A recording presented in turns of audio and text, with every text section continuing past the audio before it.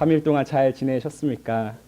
우리가 지난 시간에 함께 창세기 21장 말씀을 나누면서 아브라함이 믿었던 하나님이 어떤 분이셨는가 우리는 함께 나누어 보았습니다. 아브라함이 믿었던 하나님이 어떤 분이셨습니까? 신실하신 하나님, 예정하시는 하나님, 그리고 전능하신 하나님이셨습니다. 그런데 오늘 우리가 살펴보고자 하는 이 창세기 22장에서의 기록들은 굉장히 놀라운 이야기를 담고 있습니다.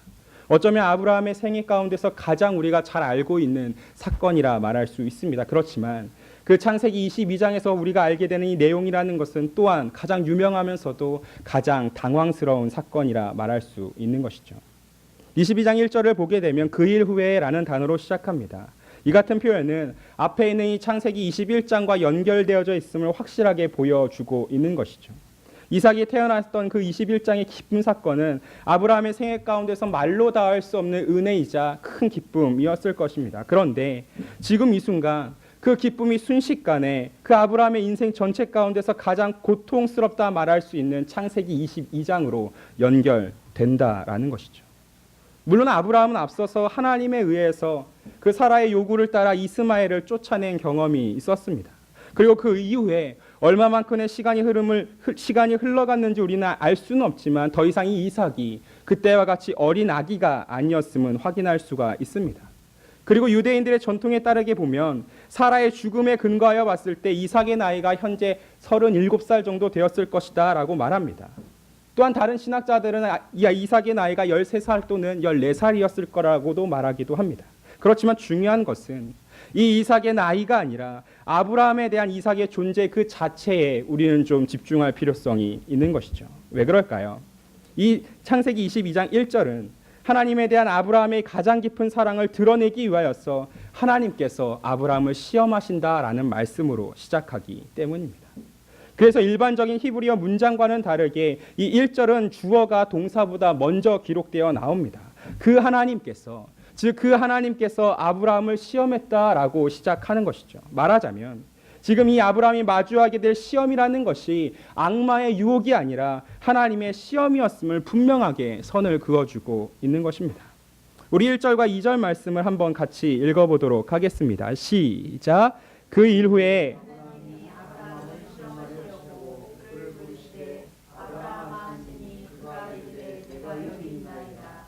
여호와께서 이르시되 내 아들 내 사랑하는 독자 이삭을 데리고 모리아 땅으로 가서 내가 내게 일러준 산 거기서 그를 번제로 드리라. 사실 이 하나님의 명령이 기록되어져 있는 1절과 2절은 그 갖고 있는 내용과는 다르게 굉장히 부드럽게 시작하고 있습니다. 예를 들어서 2절을 보게 되시면 하나님께서 이렇게 말씀합니다. 내 아들 내 사랑하는 독자 이삭을 데리고 라고 기록됩니다. 그런데 이 데리고라는 말은 사실은 제발이라든지 어떤 부탁합니다라는 표현의 의미가 담겨 있는 단어입니다. 다시 말해서 하나님은 지금 아브라함을 향하여서 이삭을 제발 데리고 모리아 산으로 가기를 나는 부탁한다라고 이야기하고 있는 것이죠. 왜 하나님께서 명령하시면서 이런 이상한 어법을 사용하고 계시는 것일까요? 하나님이 이삭에 대한 이 아브라함의 사랑을 인정하고 계셨기 때문입니다. 이 아브라함에게 있어서 이삭은 단지 여러 아들 중에 한 아들이 아니었습니다.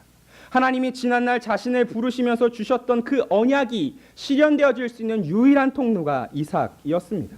그래서 아브라함에게 있어서 이삭은 자신의 생애에 있어서의 결정체이자 전부라고 말할 수 있는 존재입니다. 때문에 아브라함은 지금 이삭을 뭐라 부를 수 있었느냐? 내 아들, 내 사랑하는 독자. 하나님이 말씀하셨던 것처럼 지금 아브라함에게 있어서는 이 이삭은 내 아들이자 내 사랑하는 독자였다라는 것이죠. 하나님의 약속을 통하여서 유일하게 얻은 아들이 바로 이 이삭이었습니다. 그래서 이 내 아들, 내 사랑하는 독자라는 것은 이삭이 어떤 존재인지를 특징 주어주는 매우 중요한 표현인 것이죠. 이삭을 통하여서 이 아브라함이 지금까지 살아왔던 그 전체의 인생들이 하나님이 주셨던 그 약속들과 그 약속의 지연들과 또 그 약속이 아주 기적적으로 이루어진 성취가 다 요약되어져 있는 것이 바로 이삭이라는 것입니다. 여러분, 아브라함의 모든 희망이 누구에게 달려 있겠습니까?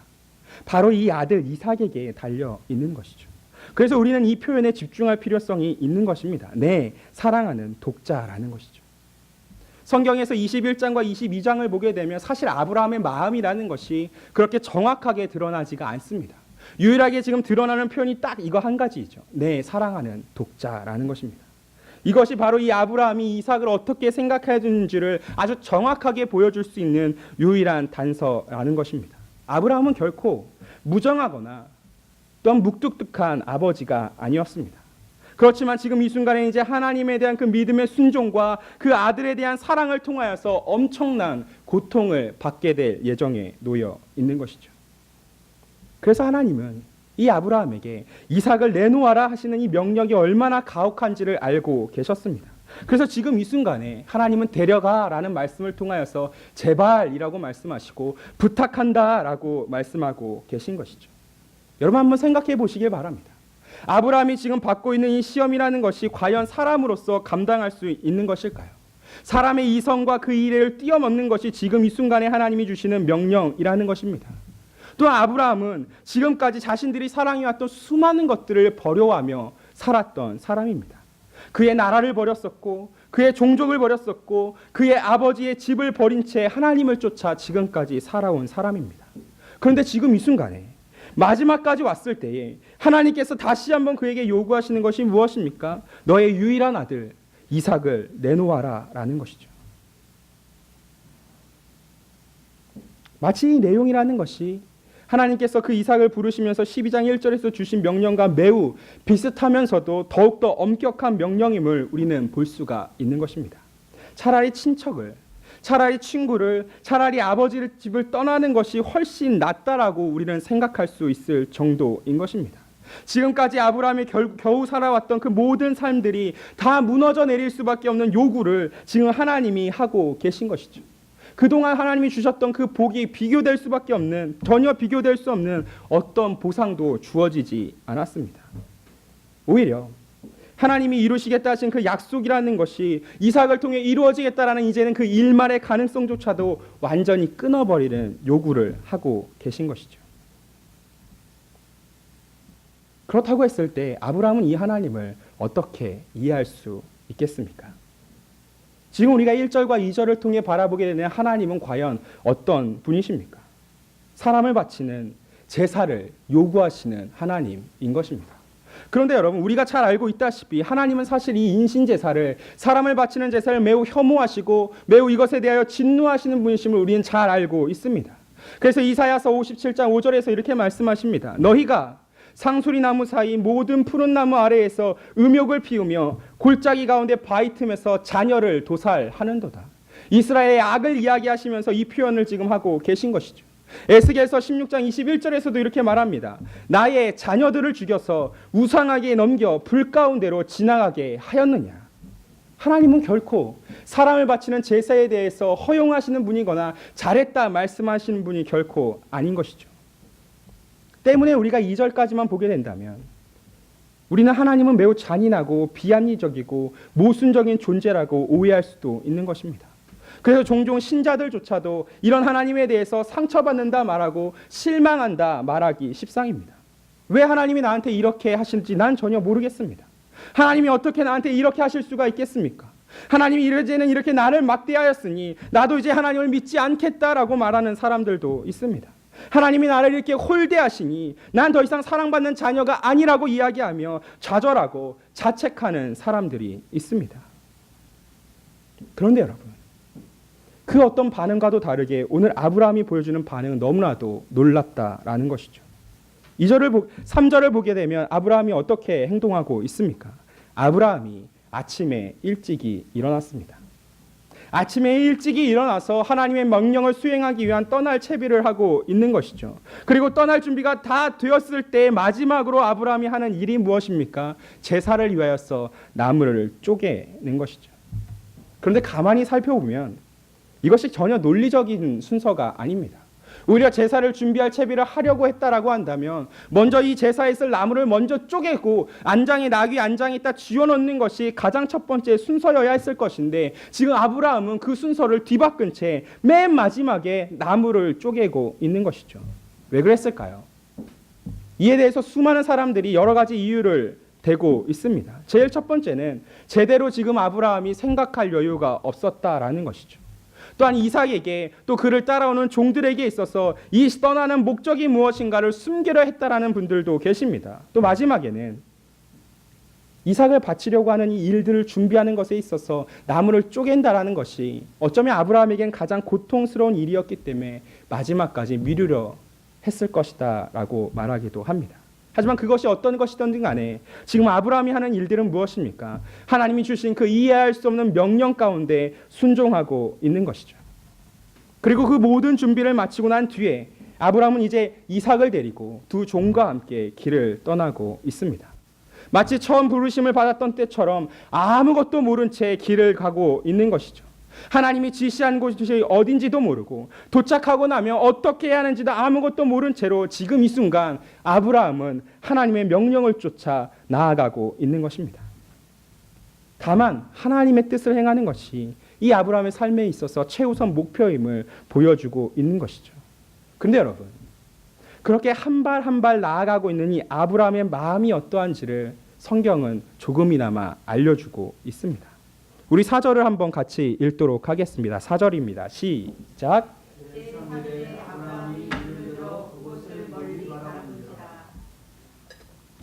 모든 준비를 다 마치고 나서 아들 이삭을 데리고 길을 떠나고 있는데 4절을 보게 되면 아브라함이 이런 행동을 하고 있습니다. 제3일 가는 길에 아브라함이 눈을 들어서 그곳을 멀리 바라본지라.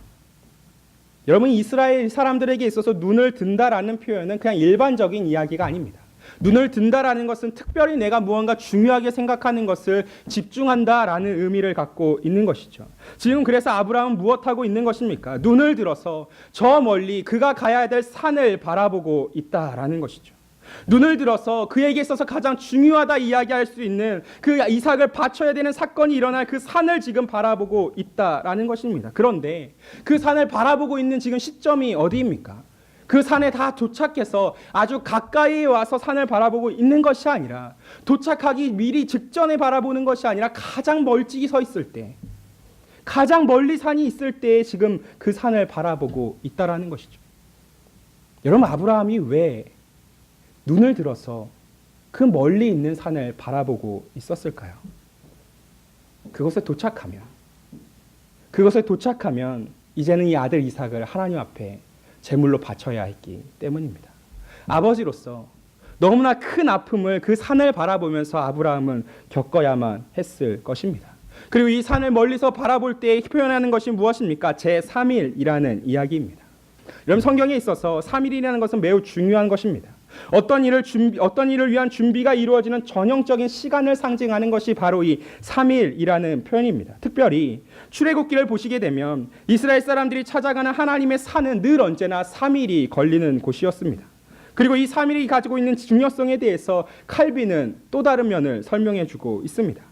하나님은 아브라함이 자신의 아들을 곧바로 죽이는 것을 요구하지 않으시지만 그로 하여금 3일 내내 명령을 실행하는 것에 대한 생각으로 집중하게 하십니다. 자신의 아들을 제물로 바치는 준비를 하면서 그는 더욱더 극심하게 자신의 모든 것들이 고통받았을지도 모릅니다. 말하자면 아브라함에게 있어서 이 3일은 말로 다할 수 없는 고통과 죽음의 시간이었던 것입니다.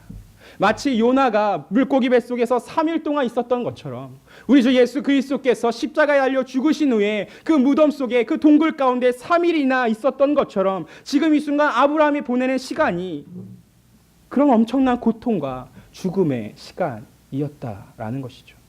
시시각각 다가오는 그 산의 모습을 바라보면서 아마 아브라함은 아버지로서의 엄청난 비통함을 느낄 수밖에 없었을 것입니다.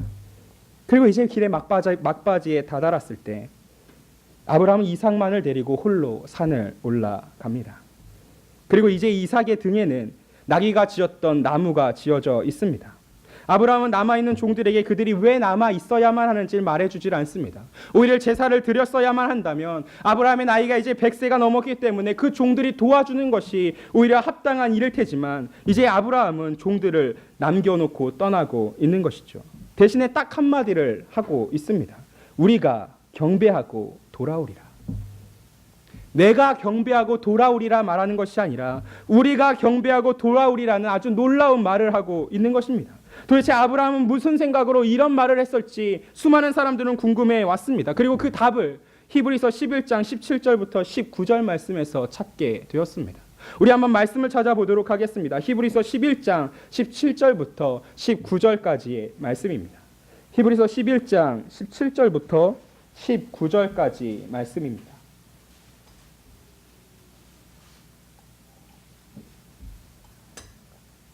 우리 찾으셨으면 한 목소리로 함께 읽도록 하겠습니다. 아브라함은 시험을 받을 때에 믿음으로 이삭을 드렸으니 그는 약속들을 받은 자로 돼 그 외아들을 드렸느니라. 그에게 이미 말씀하시기를 내 자손이라 칭할 자는 이삭으로 말미암았으리라 하셨으니 그가 하나님이 능히 이삭을 죽은 자 가운데서 다시 살리실 줄로 생각한지라.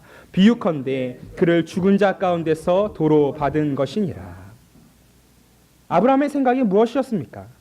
하나님께서 능히 그 21장을 통하여서 경험했던 정능한 하나님을 알고 있기 때문에 하나님께서 능히 이삭을 죽은 자 가운데서 다시 살리실 줄로 생각했다라는 것이죠.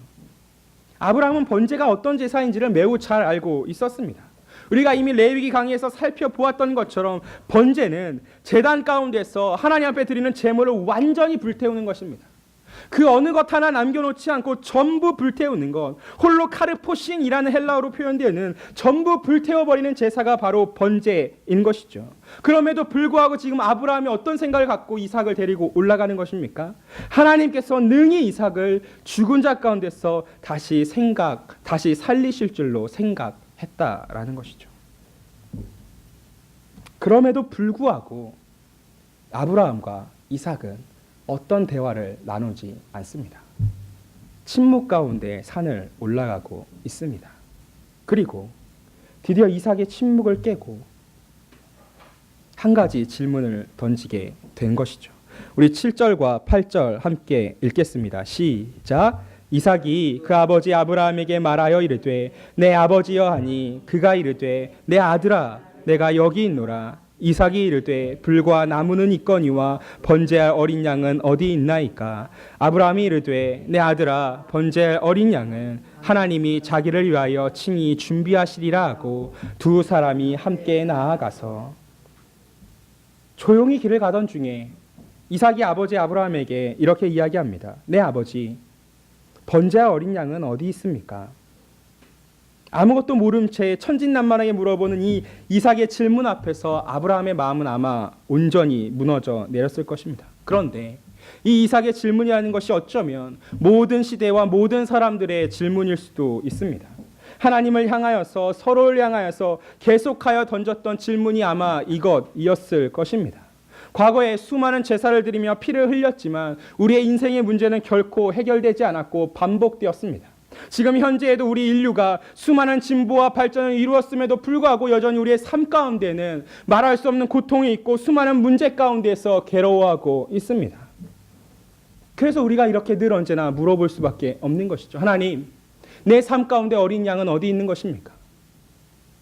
그랬을 때 아브라함이 무엇이라고 대답해 줄 수 있겠습니까? 어떻게 대답해야지만 이 이삭에게 있어서 좋은 대답이라고 말할 수 있겠습니까? 아브라함은 딱 한 가지 대답을 이렇게 해줄 뿐입니다. 내 아들아, 번제할 어린 양은 하나님이 자기를 위하여 친히 준비하시니라. 번제할 어린 양은 하나님이 자기를 위하여 친히 준비하시리라.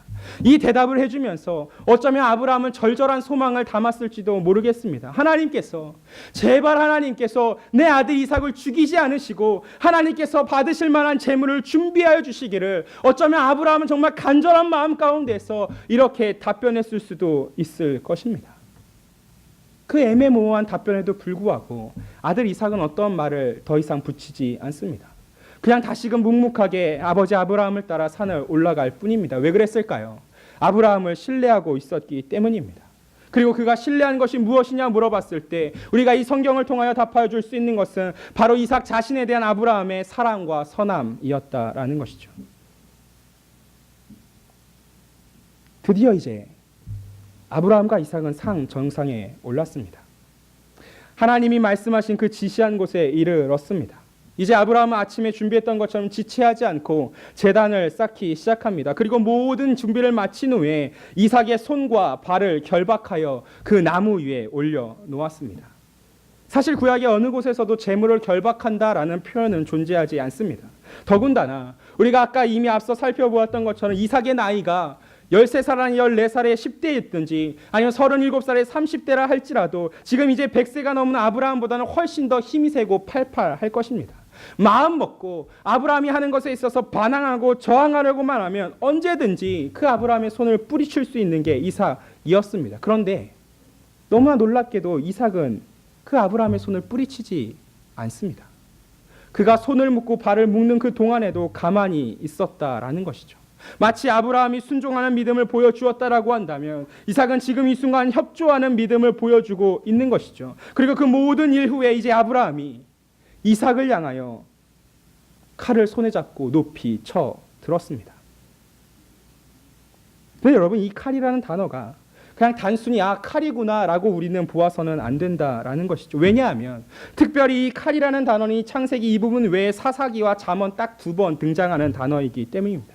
그리고 그 중에서도 사사기에서 레위인이 자신의 첩을 12조각 낼 때 사용한 도구가 칼이라는 이 단어를 사용하고 있는 것이죠.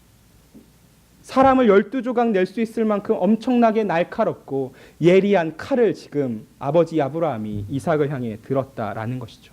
무슨 이야기일까요? 이제 마음을 정했다라는 것입니다. 그리고 그때 여호와의 사자가 하늘에서부터 아브라함을 다급하게 부르기 시작합니다. 우리 10절과 11절 말씀 함께 같이 읽도록 하겠습니다. 시작. 손을 내밀어 칼을 잡고 그 아들을 잡으려 하니 여호와의 사자가 하늘에서부터 그를 불러 이르시되 아브라함아 아브라함아 하시니라. 아브라함이 이르되 내가 여기 있나이다 하매 하나님께서 이제 하늘에서부터 아브라함을 다급히 부르셨습니다. 아브라함아 아브라함아. 그러자 아브라함이 대답합니다. 주님, 내가 여기 있나이다. 그러고 나서 하나님께서 하시는 말씀이 무엇입니까? 사자가 이르시되 그 아이에게 내 손을 대지 말라. 그에게 아무 일도 하지 말라. 내가 내 아들 내 독자까지 내게 아끼지 아니하였으니 내가 이제야 내 하나님을 경외하는 줄을 아노라. 지금 하나님께서 아브라함을 통하여서 하시는 말씀이 무엇입니까? 아브라함, 네가 이제 나의 시험을 온전히 통과했다라는 말을 하고 계십니다. 내가 이제야 내가 하나님을 경외하는 줄을 안다라고 말씀하여 주셨습니다. 하나님께서 아브라함이 자신을 경외하는지 모르셨다라고 내가 전혀 모르고 있다가 이제야 내가 알았다는 뜻으로 말씀하시고 있는 것이 아니라 하나님은 이미 아브라함이 자신을 경외하고 있음을 알고 있음에도 불구하고 하나님 자신이 아니라 아브라함 그 자신과 지금 이 순간 이 기록을 보고 있는 현재의 모든 신자들을 통하여서 하나님을 향한 경외가 무엇인지를 확증시키고자 지금 이렇게 말씀하고 있는 것입니다. 내가 이제야 내가 하나님을 경외하는 줄 알았다라는 것이죠. 여기서 말하는 경외가 무엇입니까? 신자가 자신의 삶과 예배를 통하여서 하나님 앞에 영광을 돌리는 것이 경외다라는 것입니다. 그런데 이 경외가 가능할 수 있는 이유가 어디에 있을까요? 여러분, 사실 이 창세기 22장의 핵심은 그동안 순종이라고 이야기 들어왔습니다. 그렇지만 이 창세기 22장의 핵심은 순종에만 있는 것이 아니라 그 아브라함의 모든 지금까지의 행동 속에 담겨서 드러나 있는 성부 아버지 하나님의 그 마음이 무엇인가에 담겨 있는 것입니다. 아브라함을 향한 그 모든 시험이 끝난 후에 하나님께서 하시는 이 말씀 속에 담겨 있다라는 것이죠.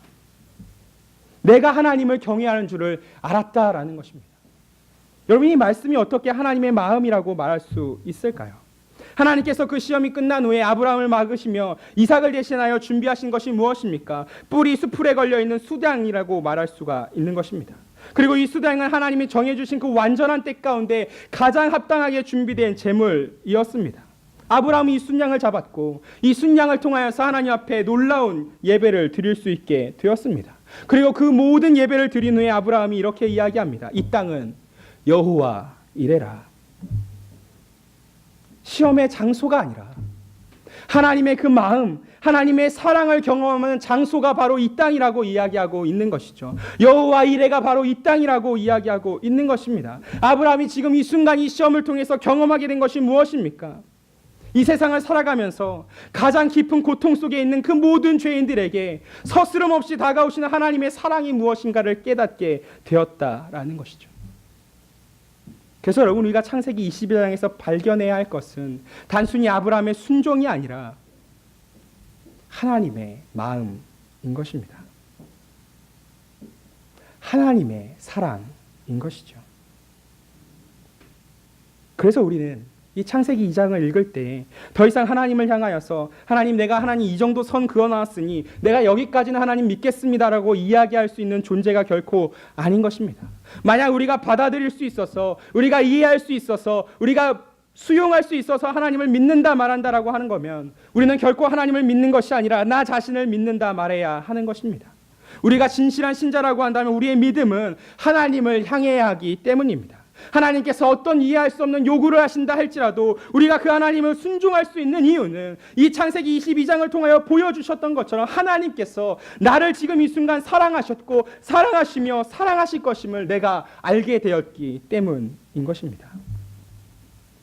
그래서 사랑하는 성도 여러분, 신약 성경은 아브라함을 그냥 단순히 믿음의 조상이라 말하고 우리처럼 아브라함도 예수를 믿어서 죄가 용서되었다고 말하는 것이 결코 형식적인 말이 아님을 기억해야만 하는 것이죠. 이삭을 데리고 그 산에 올라갔을 때에 숫에 걸린 순양을 대신하여 아들을 대신해 드렸다. 아, 내가 다시 아들을 찾았구나. 기뻐하는 것만으로 끝나는 이야기가 아니다라는 것입니다. 성부 하나님께서 죄인된 우리를 위하여 그 구원사의 성취를 위하여 오직 하나뿐인 자신의 그 아들 예수 그리스도를 이 수장처럼 화목제물로 대신 드려주심으로써 죄인들을 용서해 주시는 그 하나님의 사랑을 보여주시는 장면이 바로 이 창세기 22장의 핵심이기 때문입니다.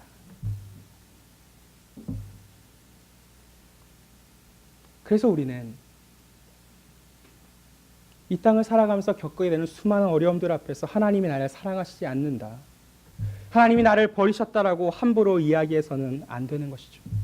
이 창세기 22장에 절절히 기록되어 있는 아브라함을 통하여서 보여주시는 그 하나님의 마음이 얼마나 비통하셨고 얼마나 아프셨고 얼마나 괴로우셨음에도 불구하고 나를 위하여서, 죄인된 우리를 위하여서 그 아들을 내어주신 하나님의 마음이 얼마나 놀라운 생명으로 풍요하게 채워져 있는지를 우리는 경험해야만 한다라는 것이죠. 이 생명의 말씀이 가슴에 와닿지 않는다고 말해서는 안 된다라는 것입니다. 단순히 우리의 머릿속에만 이 말씀이 머물러서 우리의 삶이 되지 아니하고 인격이 되지 아니하고 우리의 삶과 전신을 지배하지 못하면서 나의 구체적인 이 삶을 살아갈 수 있는 능력이 되지 못한다고 우리는 핑계해서는 안 된다라는 것이죠. 사랑하는 성도 여러분, 오늘 이 말씀 속에 담겨있는 하나님의 말씀이, 그 하나님의 사랑이 우리 가운데 생생하게 살아서 우리를 사로잡을 수 있으려면 우리가 어떻게 해야 하겠습니까? 아브라함처럼 살아야 하는 것입니다. 아브라함처럼 살아봐야 이 하나님의 사랑이 경험되어져 가는 것이죠. 주님의 말씀을 붙들고 주님의 이 말씀 가운데에서 순종하는 그 과정을 계속하여 견디내고 인내해야만 이 말씀이 우리에게 생생하게 다가올 수 있는 것입니다. 하나님은 결코 1절과 2절로서만 우리가 이해하는 결코 불의한 분이시라거나 논리적이지 않은 분이시거나 모순적인 분이 아니라는 말씀입니다. 하나님이 먼저 우리를 대신하여 우리를 위하여 자신의 모든 것을 아낌없이 주신 분이십니다. 그러므로 사랑하는 여러분, 이 하나님의 사랑 가운데 우리의 모든 것을 내어 맡길 때에 드디어 이 말씀이 열림을 우리는 경험할 수 있는 것입니다. 말씀이 단순히 머리에만 머물지 아니하고 이제는 말씀으로 우리는 살아갈 수 있다라는 것이죠. 아브라함은 자신의 전부라 말할 수 있는 이삭을 드려야 할 시험을 받았습니다. 그러나 그 시험 가운데에서 오히려 우리가 경험할 수 있는 것은 나를 위하여 독생자를 못 박아 주신 아버지 하나님의 마음을 볼 수 있다라는 것이죠. 그래서 야고보서 1장 12절에서 이렇게 말씀하고 있습니다. 시험을 찾는 자는 복이 있나니 이는 시련을 견디어낸 자가 주께서 자기를 사랑하는 자들에게 약속하신 생명의 면류관을 얻을 것이기 때문이라. 사랑하는 성도 여러분, 오늘 이 순간 여러분은 어떤 마음을 경험하고 계십니까? 오늘 이 시간 여러분들은 어떤 마음을 가지고 하나님 앞에 나아오셨습니까? 하나님께서 오늘 이 시간에도 여러분에게 분명히 하시는 말씀은 딱 한 가지이십니다. 내가 너를 사랑한다라는 것이죠.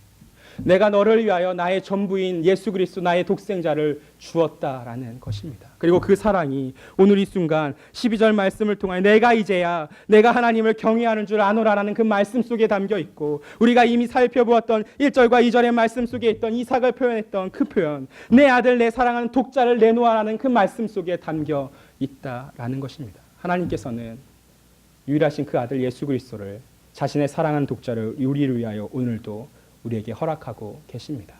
이 하나님의 사랑을 생생하게 경험할 수 있는 우리 올고등교회 모든 성도들이 되기를 주님의 이름으로 간절히 축복합니다.